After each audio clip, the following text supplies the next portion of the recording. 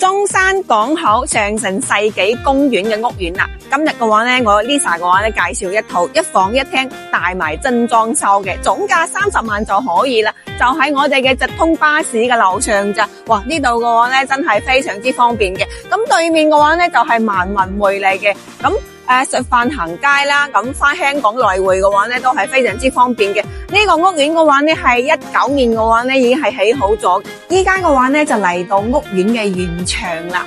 戶型格局嘅話呢，係一房一廳一廚房，仲有嘅話呢，獨立嘅衛生間嘅。咁我哋先從我哋廚房開始參觀啦。咁廚房出氣嘅話呢，其實係有一個生活露台嘅。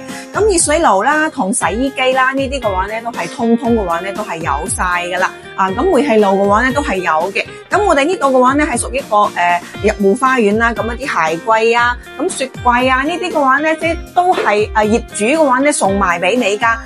旁邊嘅話呢，就係一個獨立嘅衛生間嚟嘅，咁空間嘅話呢，都唔算細嘅喎。係啊，呢個屋苑嘅話呢，係非常之適合嘅話呢，兩公婆翻嚟退休住嘅。咁因為呢係上車容易啊嘛，總價30萬就可以咯喎。你睇到冷氣啊，同梳化啊，同埋我哋嘅食飯台啊，呢啲嘅話呢，都係有晒嘅。咁我哋依家入到嚟嘅話呢，就係我哋一個休息區，我哋房間啦。可以見得到啦。呢個衣櫃嘅話咧，都係做好晒噶啦，現成嚟嘅。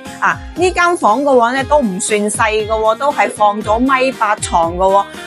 重點嘅話咧，就係景觀靚啊！景觀嘅話咧，睇我哋嘅樓下嘅濕地公園啊，視野咧係非常之開揚嘅。咁業主嘅話咧，佢又係誠心出手嘅。